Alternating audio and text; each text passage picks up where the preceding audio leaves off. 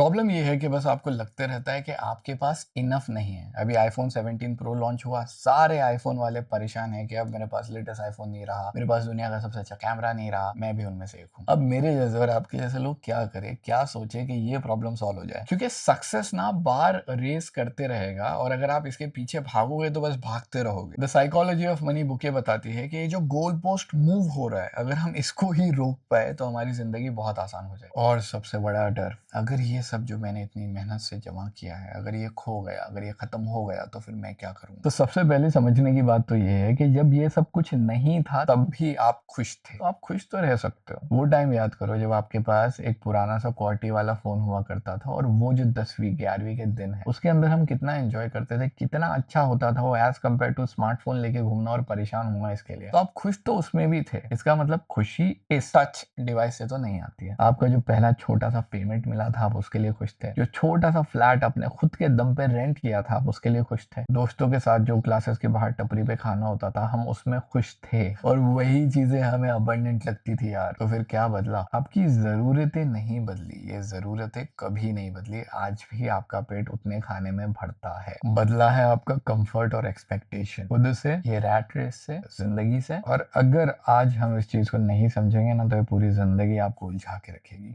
क्योंकि हमारा सिस्टम हमें बताता है कि जैसे ही तुम कमाने लगो सबसे पहले अपना लाइफस्टाइल बनाओ बॉस। भले ही आपके पास में रेंट भरने के पैसे ना हो लेकिन इंसान महंगी गाड़ी ईएमआई पे खरीदता है और फिर ये लाइफस्टाइल कहीं गलती से खो ना जाए उसके डर में हम परेशान रहते हैं और वो भी डिससैटिस्फैक्शन को लीड करता है। लेकिन जब आप ये समझ जाए कि आपको पॉइंट ए से पॉइंट बी जाने के लिए सनरूफ वाली जीप की जरूरत नहीं है, रिक्शा में भी जा सकते हो, चल के भी जा सकते हो, जिंदगी आसान हो जाती है। और फिर आपको ये समझ में आता है कि जिंदगी सुकून से जीना एक्चुअल में बहुत ज्यादा सस्ता है। तो जैसे हमारे बड़े बुजुर्ग बोलते थे, अपनी जड़ों को, अपनी रूट्स को याद करो, कहाँ से आते हो तुम। आपका पहला जॉब इंटरव्यू, पहला रूम, पहला खाना, और ये याद करो कि आप कैसे इनसे निकल के यहाँ तक पहुंचे हो। तो ये जो लग्जरी है ना, ये आपको डिफाइन नहीं करता, आपका सफर आपको डिफाइन करता है। और अब जब दिल के अंदर हल्का सा कुछ अच्छा लग रहा हो तो उसके लिए ग्रेटफुल रहो। उन लोगों को कॉल करो जिनसे यहाँ तक पहुंचे, उन लोगों से बात करो। कई बार जब ग्रैटिट्यूड एक्सरसाइज दी जाती है कि भैया जर्नल में लिखिए आप 3 चीजों के लिए कब ग्रेटफुल है, ग्रैटिट्यूड जो होता है ना वो दिल में फील होता है। जब आपको एक अंदर वार्म फीलिंग आ रही है कि यार ये टीचर ने मुझे बहुत अच्छा पढ़ाई थी, और फिर आप अपने दिल ही दिल में उनको दुआ दे देते हो, वो रियल ग्रेटफुलनेस है। तो अगर आपको अभी थोड़ा सा भी वार्म फील हो रहा है ना, उसको पकड़ के रखो, उसको याद रखो कि ये क्या है, और फिर इसमें जोड़ो वो सारी चीजें जिनके लिए आप शुक्रगुजार हो खुदा से, जो आपको जिंदगी में मिली है, और फिर उन सारे लोगों से कनेक्ट करो जिन्होंने ये चीज अचीव करने में आपकी मदद की है। और आपको रियलाइज होगा कि बॉस को इम्प्रेस करने के लिए एक गाड़ी खरीदने की कोई जरूरत नहीं है, क्योंकि ये जो लोग हैं जो रियल में आपके लिए मैटर करते हैं वो तो आपसे वैसे ही खुश है। और फिर कमी में जी के देखो कि जहां से मैं आता हूँ, जहां पे मैं रह चुका हूँ, जितनी देर में, जिस खाट पे बैठ के मैं आराम से खाना खाता था एक वक्त पे, अब उसको डाइनिंग टेबल बनने की तो जरूरत नहीं है। तो आपकी जो छोटी छोटी आदतें हैं जो बस एवे ही बढ़ चुकी है, उनको थोड़ा सा ब्रेक करके देखते हैं और वापस जाके देखते हैं कि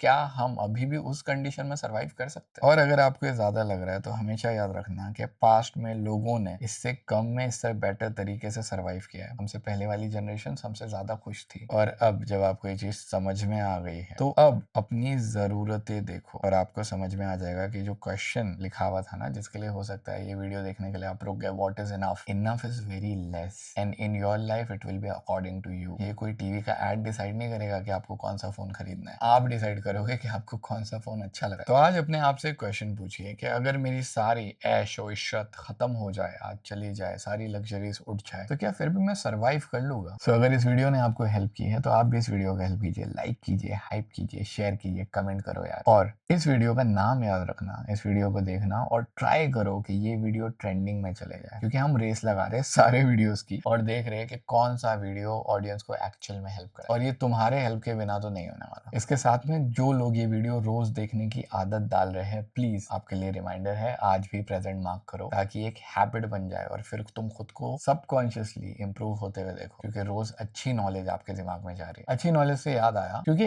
इंग्लिश में हम पढ़ते हैं, समझते हैं, लेकिन वो दिल के अंदर नहीं उतरता है, इसलिए यहाँ पे मैंने 4 किताबें पूरी हिंदी में डिटेल में एक्सप्लेन की है, देखिए आपको बहुत फायदा होगा।